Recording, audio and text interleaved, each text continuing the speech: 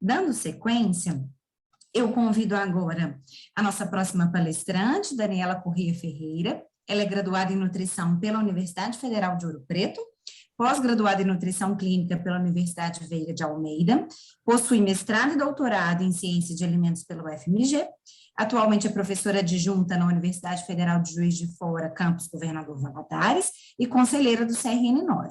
Daniela ministrará a palestra Importância da Triagem e Avaliação Nutricional na Prevenção e Diagnóstico da Sarcopenia. Daniela, seja muito bem-vinda. Passo a palavra para você, o seu tempo de apresentação é 30 minutos. Obrigada, Elisa, né? Agradeço pelo convite, parabenizo aí pelo evento, pela iniciativa, né? E boa noite a todos. Bom, então nós vamos iniciar aqui hoje um bate-papo, né, sobre esses temas aí relevantes na área de nutrição, na nutrição clínica. Obrigada, Elisa, pela apresentação. Não sei se a Elisa se apresentou, pessoal. A Elisa é a coordenadora da fiscalização, né? Então, é a nossa aí, coordenadora que está puxando, né, esse lindo projeto, né, de aproximação aí com as diversas regiões de Minas Gerais. E a gente está aqui hoje, né, na região do Vale do Mucuri e do Vale do Rio Doce. E estou falando de Governador Valadares, né, porque eu sou professora aqui do Departamento de Nutrição. Dentro do CRN, eu estou nessa gestão Nutri, né? A gestão Nutri ela tem aí uma vigência de 3 anos. Eu sou coordenadora da Câmara Técnica de Nutrição Clínica e também coordenadora da Comissão de Formação Profissional, do CRN 9. Bom, já vi alguns colegas, alguns alunos aí presentes, fico muito feliz que tenham vindo, né? Então, espero que a gente possa hoje aprender um pouquinho mais, discutir e ouvi-los, tá? Bom, falando um pouco sobre a questão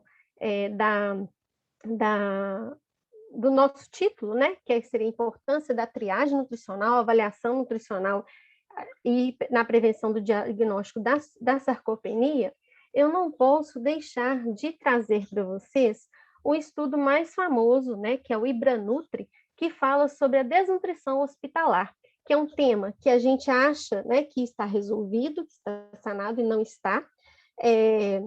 Ele fez aí um trabalho que foi capitaneado aí pelo Dr. Dan Weitzenberg. Nós temos as professoras aí de Minas Gerais, a professora Valesca e a professora Maria Isabel Correia, né, ambas de Belo Horizonte, estão lotadas, né, na UFMG, e ele traz para a gente um dado muito relevante, né, apesar de já ter algum tempo que ele foi realizado, e os trabalhos que a gente vê depois, a gente percebe que os números ficam próximos a esses valores. Então, eu quero chamar a atenção de vocês aqui, olha, que de 4.000 pacientes, né, que eles envolveram nessa amostra aqui, e que foi um estudo transversal multicêntrico envolvendo 25 hospitais de 12 estados da rede pública. Então, envolveu aí pacientes com idade acima de 18 anos, um trabalho prospectivo, randomizado, no qual fez, então, o diagnóstico a partir da avaliação subjetiva global por análise de prontuário.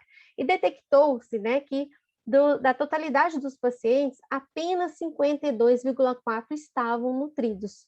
E aí a gente tinha 35,2 desnutridos moderadamente e 12,4 com desnutrição grave, né? E alguns trabalhos que a gente teve a oportunidade de rodar aqui mesmo, um projeto que a gente tem de treinamento profissional aqui em Governador Valadares, a gente encontrou uma desnutrição hospitalar próxima de 40%, né, em hospitais aí diferentes anos, né? Então,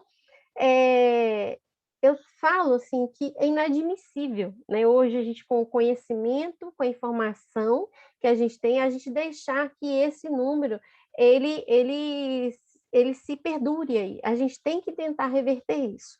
É claro que o paciente, às vezes, ele pode entrar desnutrido no hospital. Às vezes ele tem um câncer, tem uma outra patologia hipercatabólica, né, que tem também algo que compromete a sua ingestão. aí não tem como, né, tem como a gente reverter isso através da terapia nutricional, mas deixar o paciente desnutrir no hospital, que é algo que alguns trabalhos também demonstram, isso é algo que a gente, quanto nutricionista, a gente precisa reverter esse processo. E como que a gente vai reverter isso, né? Primeiro, a gente tem que conhecer o dado, saber a nossa informação. Então, a desnutrição hospitalar ela precisa ser triada, né, diagnosticada e tratada sistematicamente. Então, hoje nós temos já ferramentas que nos permitem realizar isso. Nós temos aí as triagens, várias triagens, nós vamos olhar a triagem de acordo com o público específico que a gente vai, né, abordar. Então, geralmente, a mais utilizada aí é a triagem NRS 2002, que ela é mais abrangente, mas se a gente estiver falando de idosos, a gente pode utilizar a mini avaliação nutricional. Se a gente estiver trabalhando com criança, a gente pode utilizar o Strong Kids, né? E se a gente estiver com pacientes de UTI, a gente pode utilizar o Nutric, né? Score. Então, algo a gente precisa triar para a gente farejar ali aquele risco de vir apresentar a desnutrição. Então, na triagem, algo que eu vejo também algumas pessoas se confundindo, não tem como a gente dar o diagnóstico. Na triagem é para identificar o risco, né? Então, vão ter dois resultados. Eu tenho um paciente com risco nutricional ou eu tenho um paciente sem risco nutricional. Aquele que tem risco nutricional, nós vamos tentar tratar juntamente com a nossa equipe e os demais, né, que assistem o paciente, tentando fazer um trabalho interdisciplinar, a gente vai fazer algumas intervenções para a gente tentar reverter. Como? Tentar complementar a alimentação do paciente, verificar se precisa entrar com nutrição enteral, nutrição parenteral, né? Isso vai, a equipe que vai decidir, tá? Agora, quando o paciente ele não tem o risco nutricional detectado, ele precisa ser retriado, que seria dali depois de 7 dias, né, que é o recomendado, ou seja, daí uma semana que esse panorama, né, desse paciente, ele pode mudar um pouco, né? Então, todo paciente internado deve ser submetido à triagem nutricional no prazo aí de até 48 horas, né?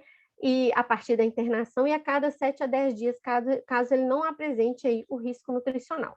Então, dito isso, né, a gente precisa trazer aqui a triagem nutricional, que vai ser esse processo, então, de identificação do risco, e isso pode beneficiar a avaliação nutricional e intervenção de um nutricionista.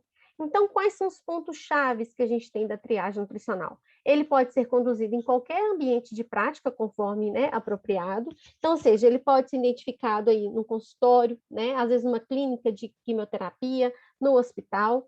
As ferramentas devem ser rápidas, fáceis de usar, válidas e confiáveis para a população ou ambiente dos seus pacientes, né? As ferramentas e os parâmetros devem ser discutidos com a equipe e pode ser realizado por qualquer membro da equipe de terapia nutricional. Essa é a grande vantagem da triagem nutricional. Nós temos que lembrar quem que são os profissionais que compõem a MTM, né? Então, nós temos lá geralmente é coordenada por um médico, né? Esse médico preconiza que ele seja um nutrólogo. Nós temos aí o nutricionista, nós temos o farmacêutico, temos a enfermeira, fonoaudiólogo, psicólogo, e alguns locais têm até mesmo farmacêuticos, né? O psicólogo é um pouco mais raro, né? Mas pode estar aí contemplando. Então, a nova triagem deve ocorrer dentro de um período e um tempo apropriado aí para o ambiente. Então, é algo que, assim, a nutricionista da equipe, né, juntamente aí com o seu coordenador, pode colocar como meta. Então, vamos tentar avaliar 100% dos pacientes que foram admitidos no hospital. Porque, gente, é importante, eu recomendo que seja até 24 horas, mas nós temos alguns guidelines que recomendam até 48 horas. Mas é tão dinâmico, né? Nessas 24 horas, dependendo, o paciente pode ir a óbito, o paciente pode transferir, o paciente ele pode a óbito ou transferir, né? Aí nós vamos perder aí em quantitativo do nosso público. E aí, na hora que você fizer um panorama do hospital, você vai ter um número que não vai refletir o seu público, né? Porque você, às vezes, perdeu, se você deixar para 48 horas, alguns lugares até 72 horas, você pode ter alta de 10, 15 pacientes, dependendo da unidade, né? Então, além, né, da triagem nutricional, é importante a gente fazer a avaliação nutricional do paciente. E aqui eu apresento para vocês um critério, né, que é o critério GLIM, para o diagnóstico da desnutrição. Então, é um critério que ele foi publicado aqui pela Clinical Nutrition em 2019, e ele tem alguns nomes também importantes aqui, alguns brasileiros, como a professora Maria Isabel Correia, a Gonçalves, né, que é do sul do país, Dr. Dan Weitzenberg, que fizeram um consenso, uma discussão para verificar novos critérios, então, para diagnosticar a desnutrição. Nós sabemos que a gente avalia, né? Até então a gente avaliava a questão do IMC, claro, também parâmetros bioquímicos do paciente, né? Então, esse método GLIM, né, é uma iniciativa de liderança global, então, sobre a desnutrição. Então, o consenso que foi formado pelas principais sociedades de nutrição clínica, sendo a ASPEN, né, americana, a ESPEN, europeia, a FELAMP, que é a Federação Latino-Americana de Nutrição Parenteral e Enteral, e o PENSA, que é a Sociedade Asiática de Nutrição Parenteral e Enteral. Porém, esse critério ainda está no processo de validação, né?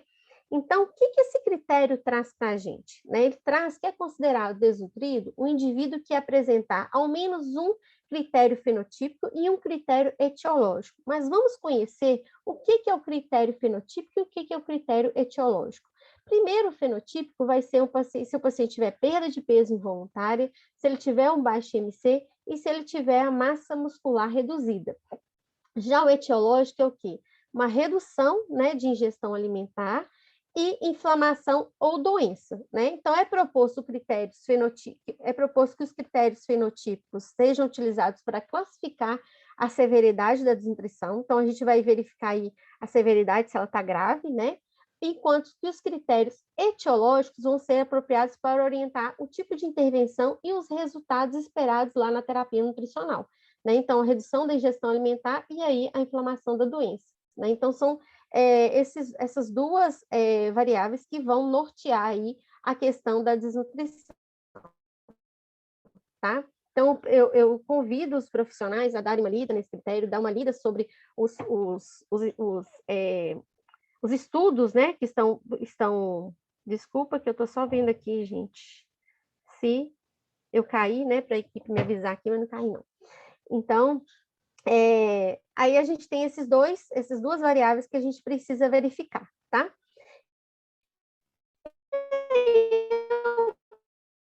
Eu trago, né, um tema para você que já vem sendo estudado nas últimas 2 décadas, porém nem todos os profissionais ainda se apropriaram dessa nomenclatura, né, desse quadro, né? Então, a sarcopenia significa, origina-se do grego, né, que significa carne, sax carne, mais penia, perda, ou seja, pobreza de carne. E traduzindo isso para o nosso corpo, né, a nossa composição corporal, seria o quê? A perda da nossa musculatura, né? Então, o termo criado para caracterizar a redução da massa muscular esquelética com enfraquecimento concomitante. É dito muito a questão da sarcopenia em pacientes idosos, porém, a sarcopenia ela pode acontecer em qualquer idade, dependendo da gravidade da doença, né? Se o paciente perder peso muito rapidamente, tá? E aí a gente tem o quê? Que é uma síndrome geriátrica de etiologia multifatorial que vai acometer a massa muscular esquelética. Como que ele vai acometer? Ele vai acometer o volume, a força e o desempenho, né? Então, aqui está um indivíduo com o braço normal e aqui já está um indivíduo com o braço, né, tendendo para a sarcopenia, tá? Então, a sarcopenia, a gente tem alguns pontos chaves, algumas causas e consequências dessa sarcopenia. Primeiro, aí a gente podemos ter um estresse oxidativo elevado, né, uma inatividade física, uma alimentação inadequada e um aumento da degradação muscular. Isso vai fazer com que o paciente tenha menor massa muscular, menor força muscular, trazendo aí, né, o diagnóstico para ele de sarcopenia, né, que faz com que o paciente tenha uma fraqueza, uma imobilidade, ou uma incapacidade e perda da independência.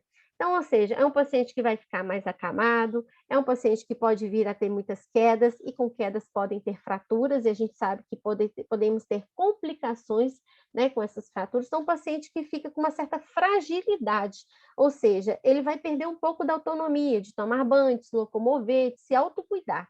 Né? Então, é algo bem preocupante. E lembrar também, pessoal, que a massa muscular é quem direciona, quem condiciona o nosso metabolismo, né? Quanto mais, ela é diretamente proporcional ao nosso gasto energético. Quanto mais massa muscular, maior vai ser o nosso gasto energético, né? Como que nós temos, então, os dados da sarcopenia no Brasil, né? Então, a prevalência de sarcopenia na população geral de idosos, num estudo, né? Um estudo chamado SAB, realizado em 2013, ele verificou que 15,4%, né, dos pacientes apresentavam. Em um outro, verificou-se 17% da população, né, idosa. Lembrando que a população idosa está em crescimento, né, e isso pode, né, ter mudado, ter alterado. Infelizmente, a gente tem uma carência de estudos, né, relacionados com esse tema aí no Brasil. Então, as taxas foram fortemente, essas taxas de prevalência foram fortemente associadas à idade, chegando a 46% dos indivíduos com idade maior ou igual a 80 anos, tá? Bom, na sarcopenia, eu posso ter uma sarcopenia primária, né, que ela é aí provinda da idade, né, ou seja, sem outra causa, né, identificada além do envelhecimento. Então, nós sabemos que o nosso processo de envelhecimento, a gente tende a ter uma menor quantidade de massa magra, né, há uma troca aí maior para maior quantidade de massa gorda, né, e então já tem essa sarcopenia primária aí condicionada à questão da idade. E nós podemos ter uma sarcopenia secundária, né, quando a gente tem aí atrelada à atividade física, ou seja, quando o paciente, às vezes, ele fica muito em repouso no leito, quando ele é sedentário, ou quando ele está em descondicionamento físico. Podemos ter também secundária a doenças, né? Então, as neoplásicas inflamatórias endócrinas são doenças que podem vir a desencadear aí a sarcopenia. Trazendo aí aqui a inflamatória, eu ilustro com a Covid-19, que é algo que a gente vivenciou recentemente, né? Os pacientes ficaram muito tempo em UTI, e aqueles, né, que se complicaram, isso favoreceu muito a ocorrência de sarcopenia, tá? A nutrição, se o paciente tiver uma ingestão inadequada de quilocalorias ou de proteína, ou se o paciente também tiver alguma doença gastrointestinal. Por exemplo, algumas doenças gastrointestinais podem estar relacionadas à questão da digestão, da absorção e metabolização, né? Então, às vezes, o paciente ele tem um problema relacionado com esses três processos, consequentemente, não vai chegar para ele o nutriente lá na ponta e fazer o trabalho que exercer a função, né, do alimento no organismo. Ou também doenças aí desabsortivas e alguns medicamentos anorexígenos, né, também podem desencadear uma sarcopenia secundária. Então, por isso que eu chamo a atenção para vocês. Eu tenho a sarcopenia relacionada à idade, que nós sabemos que ela pode iniciar a partir dos 40 anos, mas em qualquer momento, menos de 40 anos, de repente, se uma pessoa apresentar um câncer, essa pessoa pode vir desenvolver, né, uma sarcopenia, né? Ou seja, a perda da massa muscular, perda da função muscular, aliás, perda da massa muscular e uma perda da funcionalidade, né, da sua capacidade física aí, tá? Então, aqui, olha. Então, por que isso acontece, né? A sarcopenia ela vai ocorrendo a partir, né, da quarta década de vida das pessoas, né? Isso porque, quando o músculo está jovem, a gente tem uma mitocôndria saudável. Depois, quando o músculo está mais velho, né, a gente tem uma mitocôndria danificada, né? Então, aqui mostrando aí um neuromotor, né, de um paciente mais idoso, tá? Bom, quais são os outros fatores que estão relacionados com o desencadeamento da sarcopenia, né? Então, a sarcopenia, né, caracterizada aí pela redução da massa muscular, alteração da composição muscular, ou também infiltração de tecidos, né, como gordura, ou tecido fibroso na massa muscular, no tecido muscular, ou alterações da inervação do músculo. E nós temos vários fatores que podem levar a esse processo, né? Então, eu começo aqui com a alimentação, né, que é o nosso instrumento de trabalho. Na dieta, se o paciente tiver uma baixa ingestão de proteína, se ele tiver uma deficiência de vitamina D. Na composição corporal, né, o que está relacionado? Se o paciente teve uma redução significativa de peso, é que eu chamo a atenção para os pacientes de cirurgia pós-bariátrica, né? que às vezes não faz o acompanhamento adequado, perdem peso muito rapidamente. Nós sabemos que a perda de peso, ela precisa ter uma proporção aí adequada, né, dividido entre a questão, uma proporção adequada, né, entre quantidade de massa gorda e quantidade de massa magra. É ideal que não perca massa magra, mas nós sabemos que pode perder, mas que a proporção tenha que estar mais massa gorda do que massa magra, tá? E outra coisa que a gente precisa lembrar, saber, ter conhecimento, é que nós temos também a obesidade sarcopênica, ou seja, às vezes eu tenho uma pessoa obesa, que eu acho que aquele paciente, ele não é sarcopênico, e ele pode ser sarcopênico se ele apresentar uma baixa quantidade de massa muscular.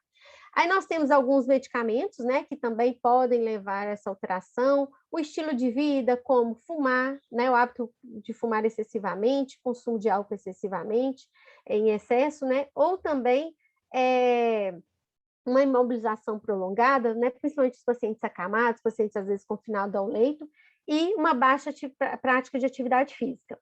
Outros fatores que estão intrínsecos, ou seja, que a gente às vezes não vai conseguir mudar, a questão da idade, né? A questão da deficiência de hormônios sexuais, algumas comorbidades, como diabetes, e fatores genéticos. Bom, então, vocês estão vendo que são várias coisas, várias variáveis que podem impactar para que o indivíduo tenha sarcopenia. Então, a gente precisa tentar monitorar para a gente evitar que isso ocorra. Na alimentação, cuidando, né, de uma adequada oferta proteica para o paciente, proteica e calórica, dependendo se o paciente estiver hospitalizado, mas também fazer com que ele tenha bons hábitos alimentares, hábitos de vida, desculpa, estilo de vida.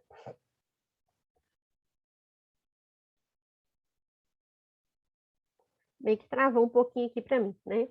Bom, outra coisa que eu quero chamar a atenção é que a dieta influencia a composição da nossa microbiota. Nós sabemos que quando a gente tem uma alimentação mais rica em alimentos in natura, né, principalmente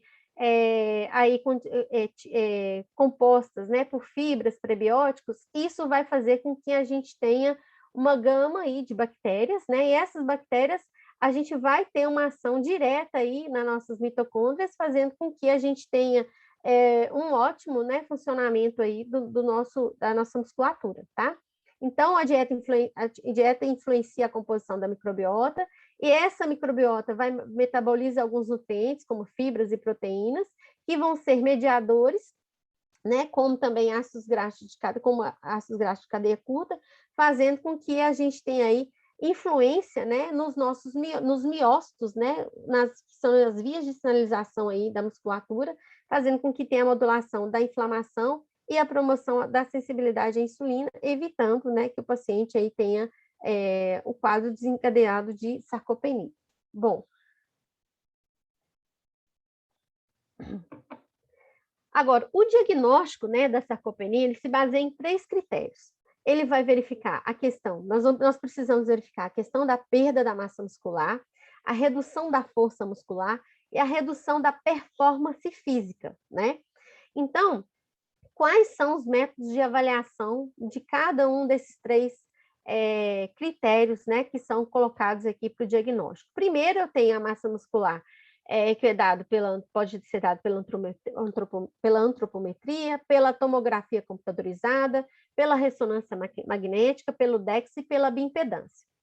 A força muscular vai ser dada através, né, da força da pressão palmar, pressão manual, né, ali no dinamômetro, ou também a flexão de joelho e extensão. E o desempenho pode ser uma curta bateria de exercícios físicos, velocidade da marcha, e o teste, né, Time Up Go Test, né, que é um teste para o paciente realizar. Bem, a minha crítica, a minha observância em relação a isso é que nós sabemos que nem todos os serviços vão dispor, né, de alguns equipamentos, né, para realizar, né, mas depois lá na frente eu vou comentar algumas adaptações que a gente tem e que aí pode minimizar esse tipo de problema, tá?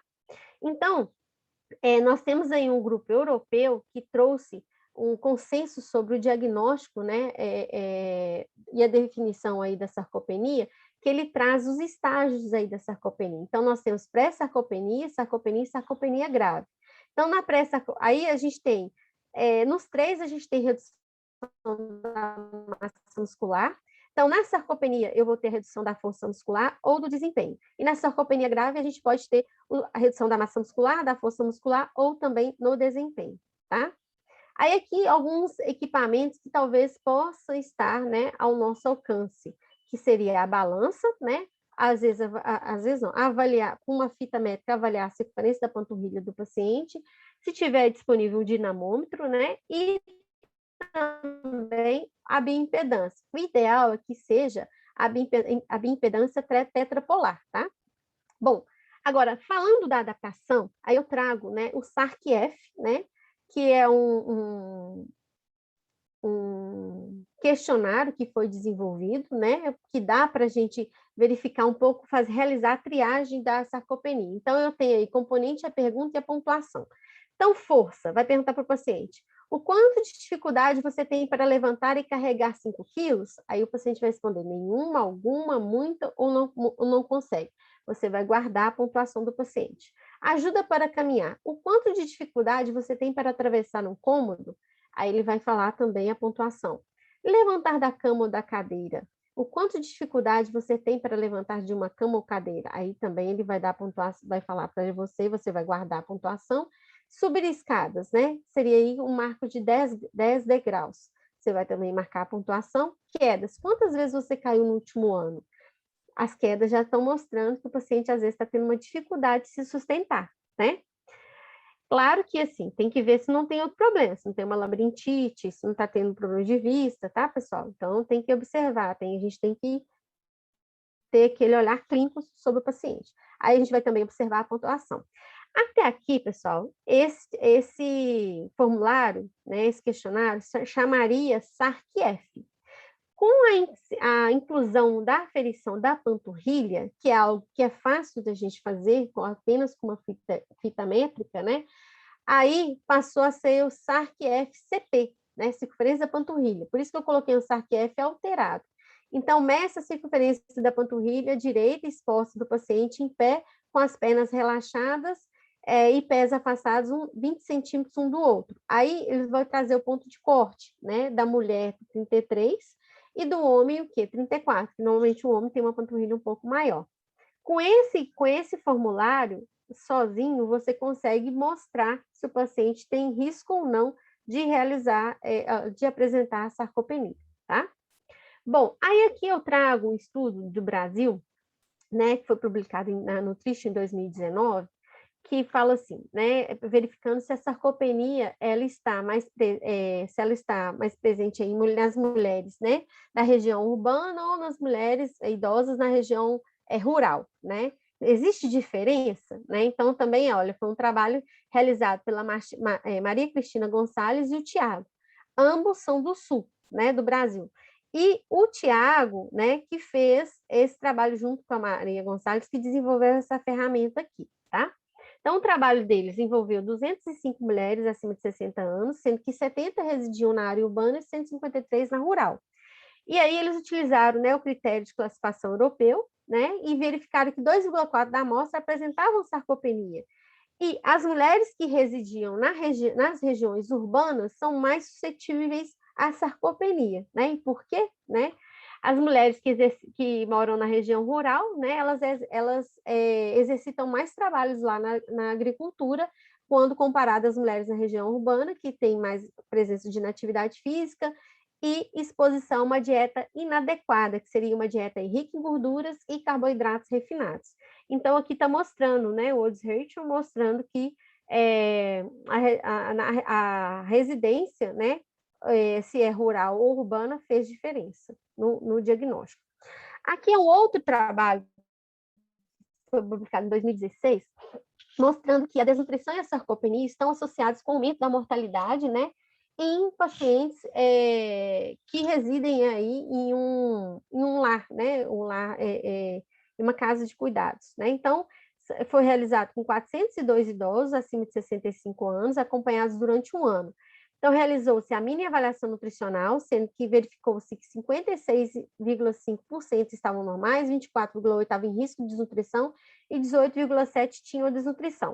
A sarcopenia foi identificada em 73,3% dos idosos, né? E a força muscular reduzida em 94,5% da população. É um número muito alto, tá? Aqui é um outro trabalho que, né, eu trago para vocês, que iniciou-se aí com 451 pacientes, né, que foi verificar aí, então, a avaliação, o teste de avaliação aí da sarcopenia, se ele prediz a mortalidade nos pacientes adultos, os idosos adultos, né? Então, aqui, o que esse gráfico está mostrando? Esse gráfico aqui está mostrando a curva de sobrevivência dos pacientes, né? Aqui está mostrando, eles colocaram os dois sexos, né? Então, o paciente sem sarcopenia, tá vendo? Ele teve uma curva de sobrevivência maior, e o paciente com sarcopenia, ele teve uma curva de sobrevivência menor, né? Então, aqui, ó, vai mostrar para a gente, olha, que os pacientes com sarcopenia tinham aí 264, 53 faleceram, 191 sobreviveram, tá? E sem sarcopenia, a gente tem que morreram só o quê? 14. Aqui já vai mostrar a curva de sobrevivência, então, em relação a homens, em relação às mulheres, né? Então, a gente percebe que o paciente sem sarcopenia, né, de ambos os sexos, né, a gente verifica que está aqui na linha azul, eles sobrevivem mais do que quando comparado àqueles pacientes que têm a sarcopenia. Então, por isso que é algo preocupante, tá? Aqui é um outro trabalho que eu mostro para vocês, falando sobre, que traz para a gente, né, foi publicado em 2017, que traz para a gente que a síndrome da sarcopenia da desnutrição prediz a mortalidade em pacientes idosos e pacientes idosos, né, hospitalizados. Então, avaliado 453 pacientes de enfermaria geriátricas com idade maior que 60 anos, em 2 hospitais na China. Foi um estudo prospectivo realizado durante 3 anos e verificaram a sobrevida por telefone. O que eles fizeram? Como foi prospectivo, eles ligaram para verificar se os pacientes estavam vivos aos 12 meses, aos 24 meses, aos 36 meses. E eles utilizaram, aqui no caso, um outro tipo de diagnóstico, que foi um grupo de sarcopenia da Ásia, tá? Eu ressalto para vocês que o consenso que é mais utilizado é o europeu, tá? Então, aqui, olha, vai mostrar a curva de sobrevivência, então, dos pacientes de acordo com o estado nutricional, se está ou não associada à sarcopenia. Então, o paciente que não tinha, que estava eutrófico, né, digamos que ele estava normal, ele tem uma maior curva de sobrevivência. Se ele é nutrido, mas tem sarcopenia, ele vai ter uma menor curva, e assim sucessivamente, olha, tá vendo, né? Com risco nutricional sem sarcopenia. Aí, risco nutricional mais a sarcopenia. A sarcopenia sempre dá um plus, né, na morte, ou seja, caminha para o pior prognóstico. E já a desnutrição, ou seja, aqueles pacientes que são desnutridos e que ainda têm sarcopenia, olha, piora ainda mais, né, a curva deles aqui de sobrevivência, ou seja, sobrevivem mais. Aqui estão os meses, né, de acompanhamento, segmento, tá? E aí, esse artigo traz para a gente a questão, então, ele foi fazer umas análises, né, em relação à síndrome de desnutrição e sarcopenia, qual que vai ser, então, o impacto que ela tem, né? Então, mostra o quê? Que teve um impacto negativo na curva, né, de sobrevivência, ou seja, os pacientes falecem mais, tá? E aí eu trago para a gente conversar um pouquinho aqui. Esse artigo não fui eu que fiz essa figura, eu achei a figura bem feinha, mas, né, é um dado, é informação recente que a gente precisa conversar sobre, né, falar sobre a sarcopenia no contexto da Covid. O que a gente precisa lembrar, né, da Covid? A Covid, a gente tem aí, a gente está quase, né, espero que a gente vai sair dela, né, a gente tem que ocorre uma tempestade aí das citocinas pró-inflamatórias, né, então tem interleucina 6, tem interleucina, tem o TNF-alfa, que faz com que o paciente tenha um quadro pró-inflamatório, isso faz com que o paciente aumenta MPB, ou seja, ele aumenta a quebra de proteína muscular e ele diminui a síntese de proteína muscular, né? E o paciente ele vai ter um maior requerimento aí, ou seja, maior ingestão, precisa de uma maior ingestão de proteína para tentar reverter esse quadro, só que o paciente vai apresentar uma baixa ingestão, né? Porque geralmente ele não vai estar com tanta com tanto apetite para ingerir, tá? E com isso tem aí uma certa resistência anabólica, né? E isso faz com que a gente tenha aí uma redução, então, da síntese, né? De síntese da proteína muscular, né? Então, há uma redução. E uma outra questão que esse artigo trouxe, né? Que eu achei um pouquinho assim, um pouco polêmico, porque ele falou da medicação que está sendo utilizada, que é a dexametasona, que o dexametasona ajuda nesse quadro, por ele diminuir a síntese de proteína muscular, né? E falou também a questão do paciente mais acamado, né? Que também favorece o quadro aí de sarcopenia, né? Não falando mal do único medicamento que estava, né, ajudando as pessoas a ter a redução aí desse quadro, mas mostrando para a gente o panorama para o nutricionista ligar o alerta que ele precisa, então, precisa fazer o quê? Se o paciente está apresentando um alto requerimento e está apresentando uma baixa ingestão, o que a gente vai ter que entrar? A gente vai ter que entrar com a suplementação, vai ter que entrar com as vias alternativas, seja enteral ou parenteral. Lembrando que já acontecia quando o paciente estava com Covid, o paciente às vezes precisava de ventilação mecânica, ele estava em terapia nutricional enteral. E outra questão que um artigo traz para a gente, que o que vai predispor, né, fatores que vão predispor esse quadro de sarcopenia ser desenvolvido, a questão de desenvolver, se desencadear, né, a questão da idade, a questão da obesidade, a fragilidade e também a redução aí, um quadro de hipovitaminose D, tá? Então, algo que a gente precisa chamar atenção, lembrando que nós tivemos aí várias pessoas acometidas, nós somos nutricionistas, a gente precisa agora ajudar essas pessoas a reverter agora no pós-Covid esse quadro que alguns podem vir a apresentar, tá? Então, aí eu trago para vocês, né, a resposta, né, do título da minha palestra. Por que é importante realizar a triagem e avaliação nutricional do paciente? Primeiro, quanto mais precoce ser reconhecido o problema, o que seria o risco nutricional ou a desnutrição, é melhor para evitar e reverter o processo, né? Seja, né, como dieta hipercalórica, hiperproteica, né? Segundo, o paciente reduz o número de complicações, como infecções, lesão por pressão, e responde melhor aos tratamentos. Terceiro, ele reduz a permanência do paciente no ambiente hospitalar, consequentemente, a gente vai ter um menor custo, né, com o paciente, seja, né, ele no SUS, ou seja ele com plano de saúde, ou ele na rede particular, né, ele vai se gastar menos com saúde, né, então, gastar menos que eu falo assim, né, gente, menos tempo no hospital, menos internação, né? Então, nesse sentido, vai ser menor gasto, né? Então, uma economia para os cofres públicos aí. E, por último, o que mais nos interessa é a questão que vai proporcionar para o paciente uma melhor qualidade de vida e um melhor prognóstico da doença. Não se é um paciente que ele está em quimioterapia, se ele estiver com um bom estado nutricional, geralmente a quimioterapia não vai precisar ser interrompida. Se ele fez uma cirurgia, né, então ele vai ter aí condições de ter um processo de cicatrização no pós-operatório. Então, só vai ser bom para o paciente, tá? Aí agora eu quero entrar, né, em algo que o nosso setor, né, de fiscalização realizou, né, com alguns hospitais em Minas Gerais, que foi né, chamado aí Projeto de Fiscalização Aprimoramento da Atuação de Nutrição Clínica nos Hospitais.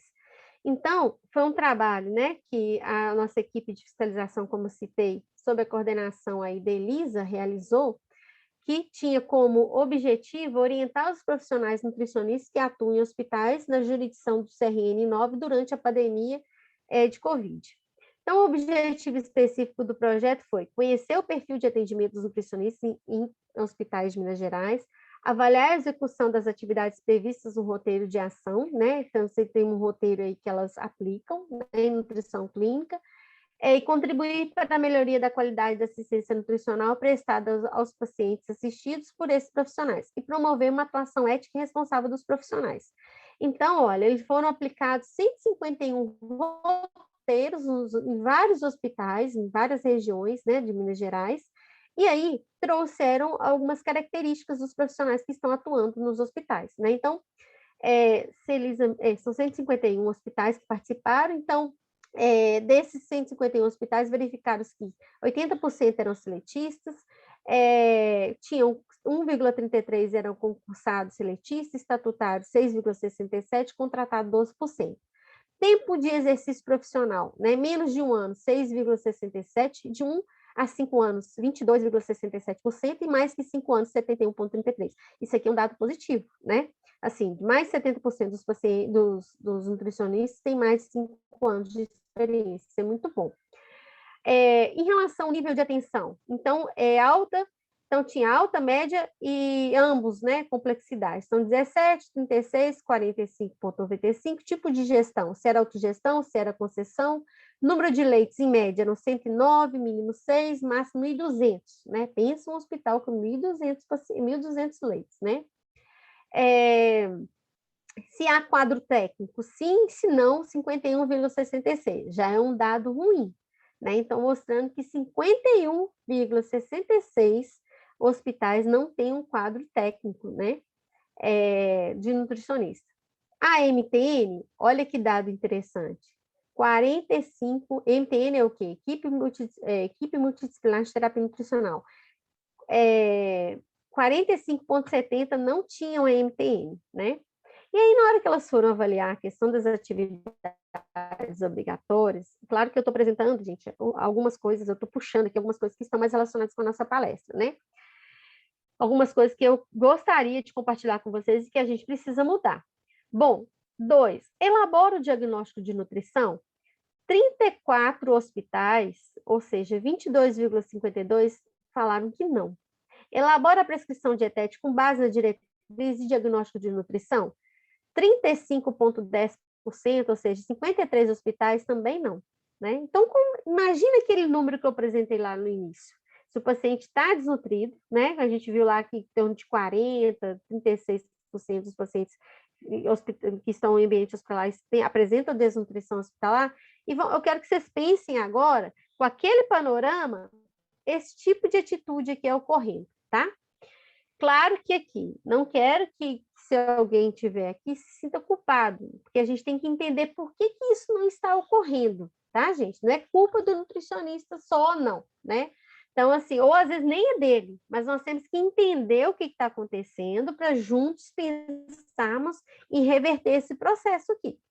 Bom, 4, registre em prontuário o diagnóstico de nutrição, a prescrição dietética e evolução nutricional de acordo com os protocolos pré-estabelecidos pela unidade. Então, 60 hospitais, ou seja, 39,24%, né, dos hospitais não fazem esse registro.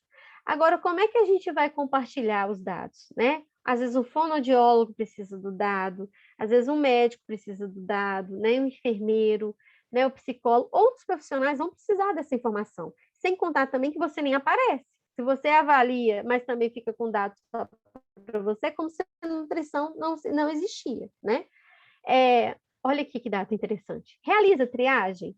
Aí, olha, 53,33 falaram que sempre. 16% falou que às vezes e 30,67 falou que não.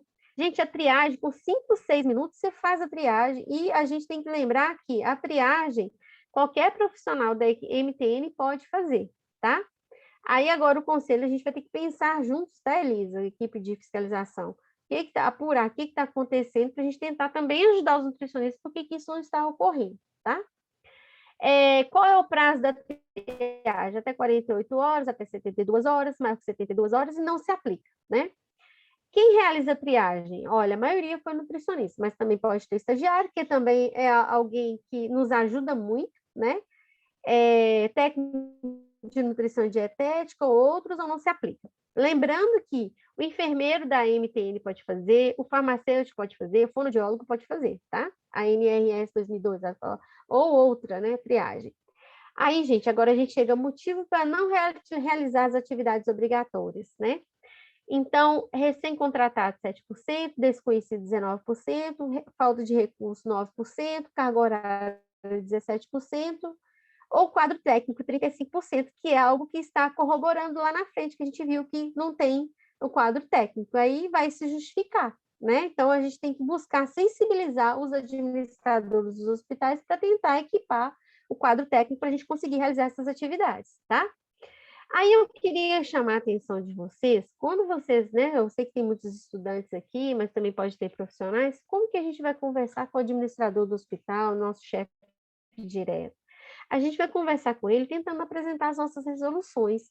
Lá na resolução 600/2018, ele tem um quadro que ele sugere, quadro técnico, uma sugestão de parâmetros numéricos, né? Quantos nutricionistas precisa ter a cada leito. Recentemente, ano passado, foi lançado, ano passado ou esse ano, acho que esse ano, foi lançado aí a diretriz não, a resolução sobre um nutricionista exclusivo para a UTI, né?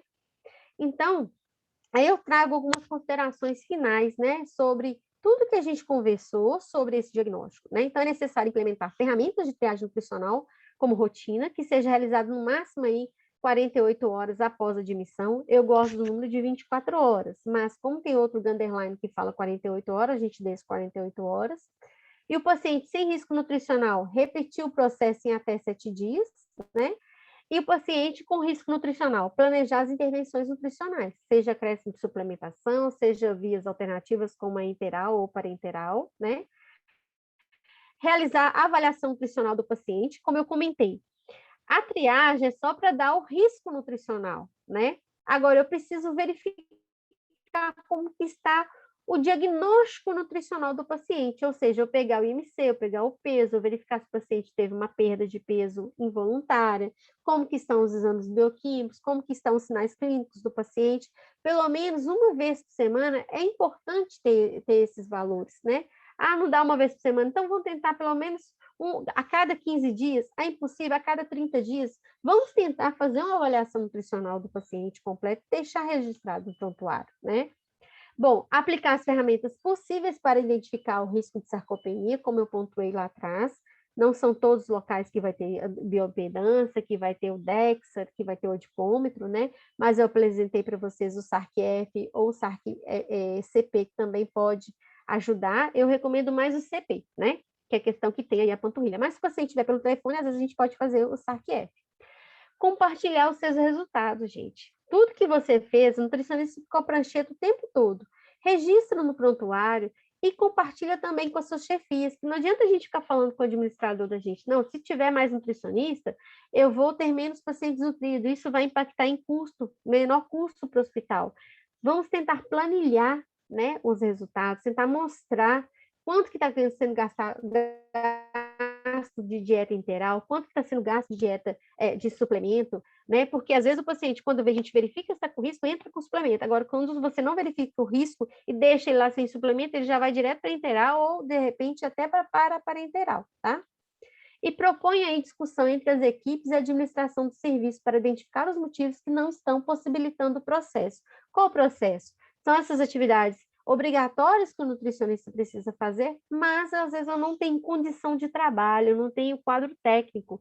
Então, vamos sentar, vamos conversar, vamos tentar juntos, né, vocês com a equipe lá do hospital, às vezes com apoio do CRN, né, melhorar isso e a gente melhorar a saúde da sociedade, tá? Vem aí uma novidade, né, que em breve nós vamos lançar uma cartilha de sarcopenia, onde a gente traz a classificação, o diagnóstico e a prevenção da doença, tá? Nos próximos dias, meses, aí a gente vai lançar, a cartilha já está finalizada, quase finalizada, tá? E aqui eu deixo meu muito obrigada, né? Deixo meu e-mail, se tiverem dúvidas, se quiser discutir alguma coisa, estou disponível, tá? E é isso.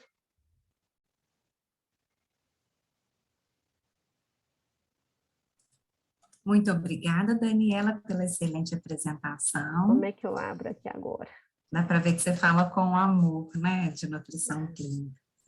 Falo. Bom, nós temos aqui um comentário da Silvana, dizendo que, infelizmente, sobre a avaliação nutricional hospitalar, em alguns hospitais, a avaliação depende da solicitação de interconsulta do médico assistente. Eu queria que você comentasse, né, esse tipo de situação que, infelizmente, ainda é comum em muitos hospitais aqui do nosso estado, né, em Minas Gerais. Como que o nutricionista deve se posicionar? Qual que é a melhor forma dele resolver esse impasse?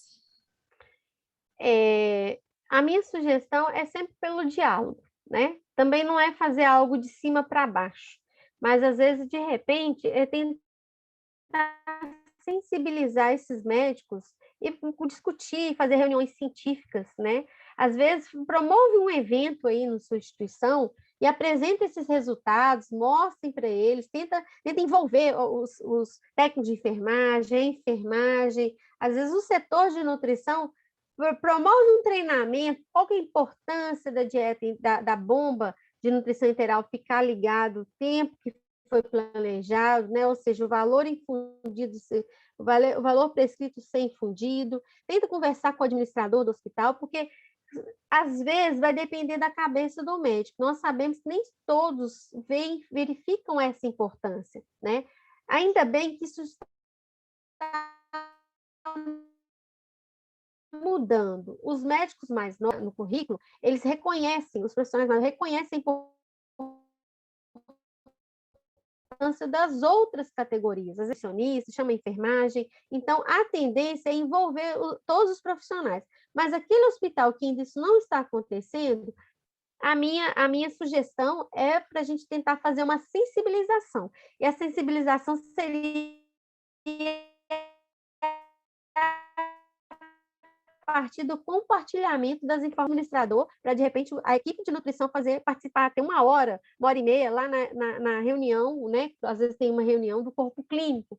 A gente gostaria de compartilhar um resultado com vocês, dos estudos, a gente gostaria de implementar, mas também apresentar a proposta, né? Qual proposta que a gente vai ter? Nós propomos fazer a triagem, fazer a avaliação, né?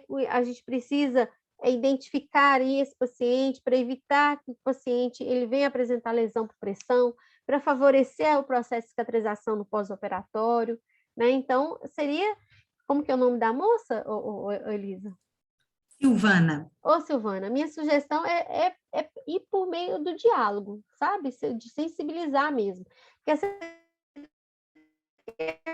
questão de ficar indo lá e falar que tem que ser algo de cima para baixo não é bacana. Aquele que te der mais abertura, né? Às vezes não tiver um residente, os residentes normalmente dão uma boa abertura, né? Porque eles estão em formação. Vamos fazer um trabalhinho, eu proponho fazer a avaliação nutricional dos seus pacientes, vamos verificar. Começa assim, formiguinha com formiguinha ali, né? Para depois conquistar todo mundo. Só para complementar aí a fala da Daniela, é importante o nutricionista evidenciar quais pacientes que precisariam ali do cuidado nutricional e não estão chegando para a nutrição, né?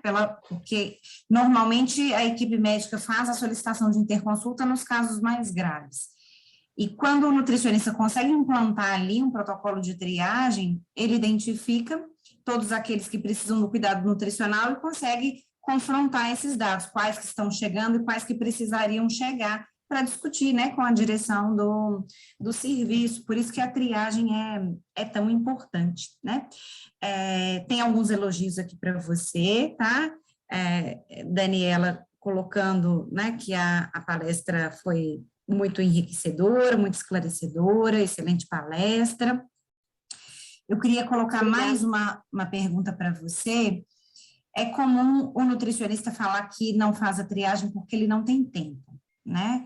Então, para o serviço que ainda não está organizado para executar a triagem, qual que é a sua sugestão para o pontapé inicial? Né? Então, você poderia comentar aí dos protocolos validados, qual que você acha de mais fácil implementação, e para o nutricionista que está num serviço que muitas vezes não tem equipe multiprofissional de terapia nutricional implantada, né? É um serviço menor, às vezes de um município menor, como que ele começa, né, para implantar isso?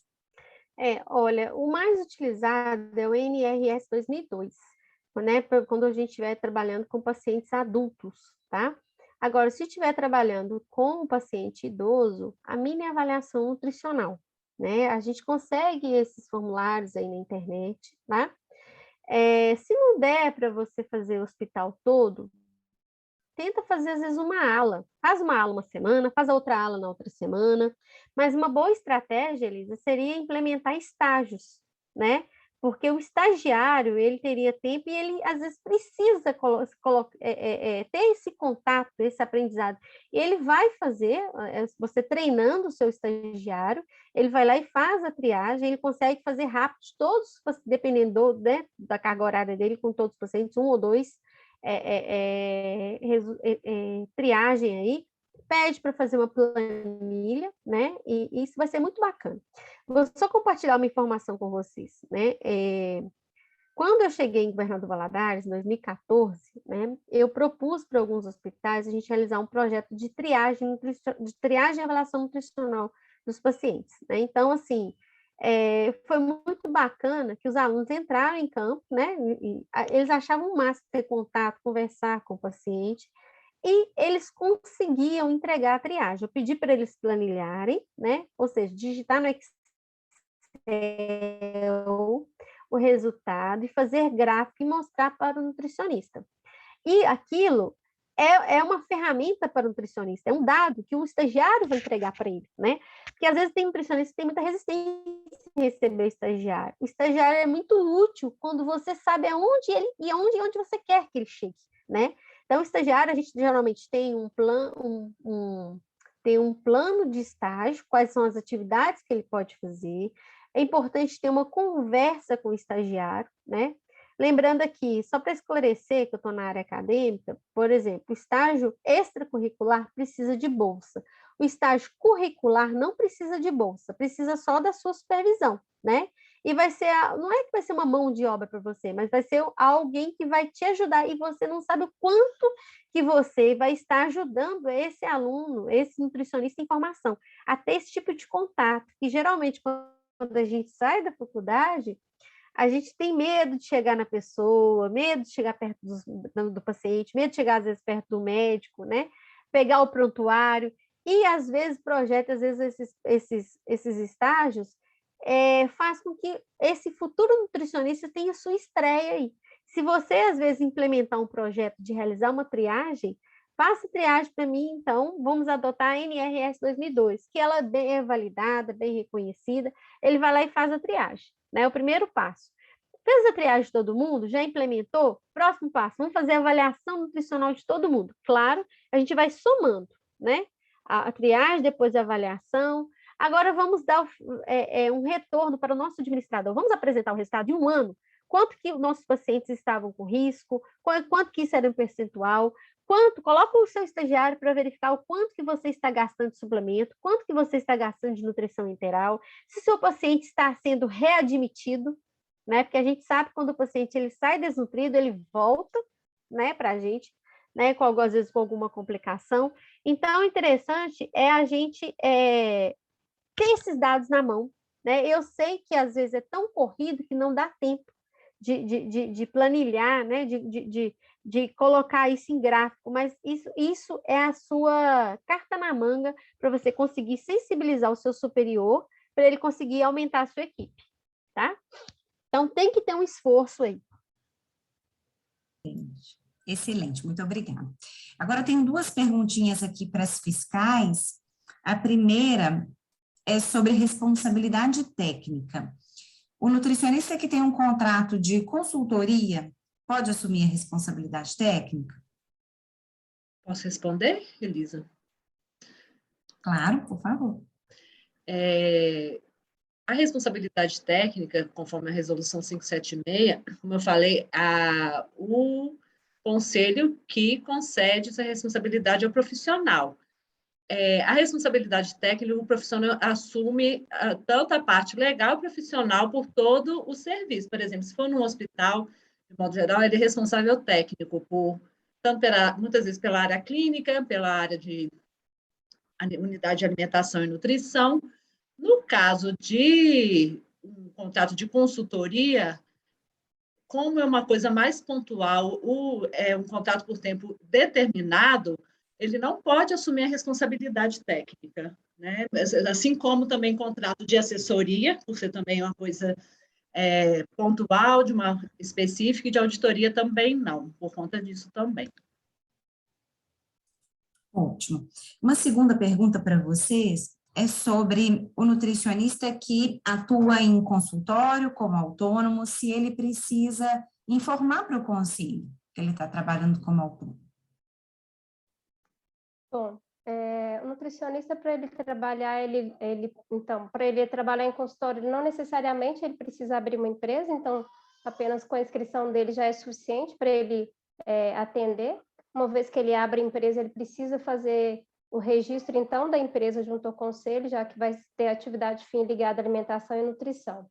Como autônomo, ele precisa fazer o cadastro dele junto ao CRN e esse cadastro, ela está prevista na resolução 670 de 2020, e ele tendo interesse na emissão de uma certidão de autônomo, ele também pode solicitar ao conselho. Então, o cadastro dele como autônomo, não há nenhuma taxa, né, a ser cobrada, apenas se ele tiver interesse nessa emissão dessa certidão que a gente cobra uma taxa. E essas informações ficam lá no site do CRN9, só o nutricionista buscar na parte de nutricionista que tem essas informações, a documentação a ser encaminhada para a gente. O cadastro de autônomo, ele é importante, a gente assim, incentiva os profissionais a fazerem, mas ele não é obrigatório. Mas essas informações no conselho acabam sendo de fundamental importância, por exemplo, muitos nutricionistas, por conta da pandemia, precisaram comprovar que tinha algum vínculo como autônomo, trabalhava como autônomo para poder se vacinar. Então, assim, esse fato de ter essas informações, de onde o profissional atua, de que forma atua, pode auxiliar futuramente a questão até também de processos seletivos, essa questão de vacinas, essas coisas. Se a Elisa quiser complementar mais alguma coisa. Ótimo, acho que já esclareceu, sim, a dúvida. Já finalizamos aqui nosso tempo, né, na nossa noite de hoje. Eu agradeço muito aos palestrantes, né, Eliane, Marcela, Daniela. Agradeço também a participação de vocês, abrilhantando aí nosso evento. Acompanhem no site, nas redes sociais do Conselho, os próximos eventos que acontecerão. Nesse projeto, a fiscalização mais perto de você, a gente vai ter um último evento, esse ano em novembro, voltado para as regiões Norte e Vale do Jequitinhonha, né? Ele vai ser divulgado com antecedência. O tema da palestra técnica é definido em uma enquete, que é divulgada também nas redes sociais, então fiquem acompanhando para vocês terem acesso a tudo aí com antecedência e se organizarem para participar. Muito obrigada e uma boa noite para todos. Daniela, Eliane e Marcela, se quiserem fazer considerações finais, fiquem à vontade. Eu só agradeço, muito obrigada, viu, gente, a todos, e parabéns, Elisa, continua mesmo com esse projeto, viu? Eu queria agradecer pela presença de todos, desejar uma boa noite, parabenizar também a Daniela e a Eliane pelas excelentes apresentações. Também queria agradecer a oportunidade de poder falar um pouco, né, sobre o nosso trabalho para vocês, né? Obrigada, Daniela, também, foi excelente.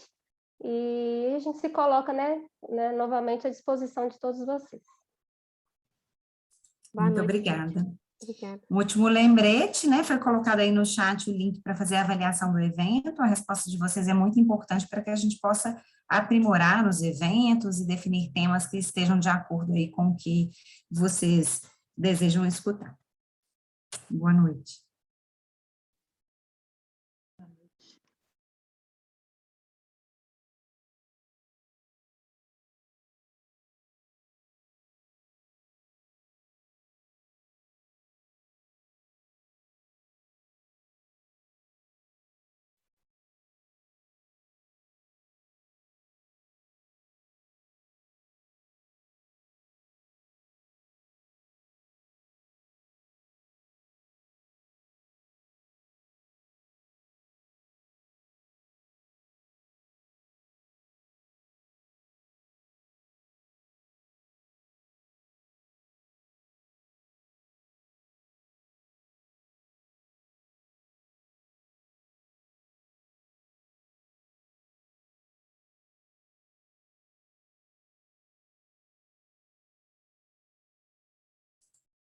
Raíssa, se quiser interromper a gravação, já pode.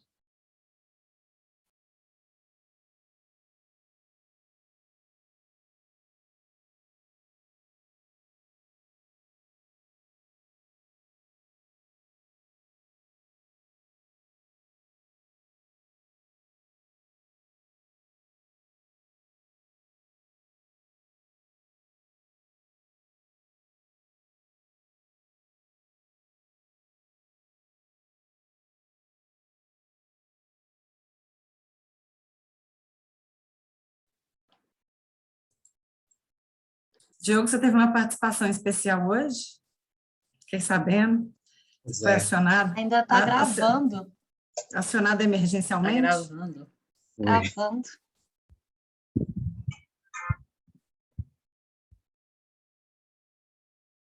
A Raíssa não deve estar aí, porque eu já pedi para ela parar. Deixa eu ver se tem como...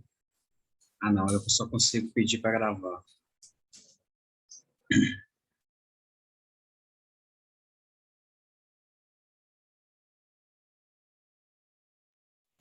Bom, mas cumprimos nosso papel aqui. Muito É. obrigada. Meu Diogo. É jóia. Reforço aí, resolvendo problemas emergencialmente. Fica a dica para as próximas de ficar vasculhando, assim, andando, né? Acontece, né? Eu deixei só na Daniela, né? Porque eu estava fazendo uns prints, então nem estava vendo o que estava acontecendo nas outras janelinhas. Mas eu acho que passou desapercebido em geral. Então tá bom. É verdade. Então, tá, gente. Então tá. Muito Boa noite pra obrigada, todo mundo. meninas, parabéns. Miceli, obrigada Obrigada. pela audiência. Boa noite, bom descanso para vocês. Boa noite, gente. Parabéns pelo Ana e a evento. Miceli, né, cara? Boa noite, Obrigada, meninas. gente. Beijo. Obrigada. É. Beijo, até amanhã. Obrigada. Até. Tchau. Eu vou encerrar aqui.